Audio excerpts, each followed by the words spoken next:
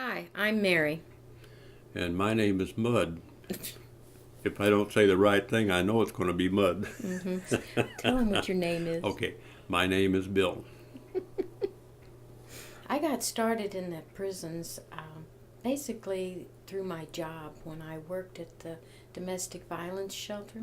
I tell my story of childhood, and I was a physically and sexually abused child by adopted parents and was sold for money. A prisoner said one time when I was talking about God, I don't want to hear about God because I don't believe there is a God.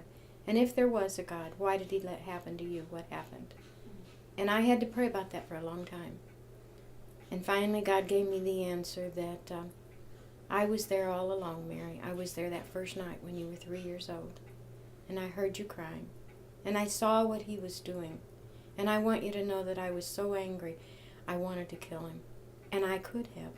I could have brought my 10,000 angels, and I could have killed him. But Mary, I looked into your future, and I realized I had a plan for you. So I decided that if I stayed in that room every night with you, that he could never totally destroy you, because I wouldn't let him. And at some point, you would have a job to do.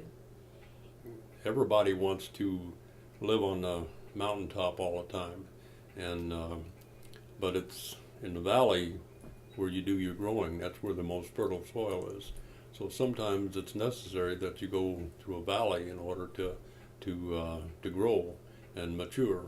And and I think Mary and I both have found that out over the years. So oftentimes it seems like if your prayers are just bouncing off the ceiling, but when in fact they're not.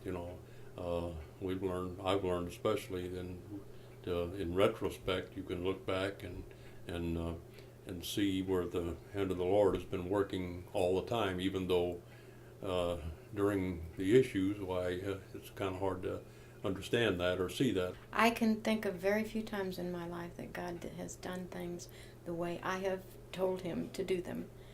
And many times I've even said, but that's not what I asked for. But thank goodness I didn't get what I asked for. I wouldn't change a bit of it because I am not a victim. I am a survivor. I'm a Christian, and I'm someone that God has taken. I didn't volunteer for that job, but he has taken and made something that was meant to be very, very horrible and turned it around and used it for good. So his grace is sufficient. No matter what I've gone through, he's almost always settled it in a different fashion.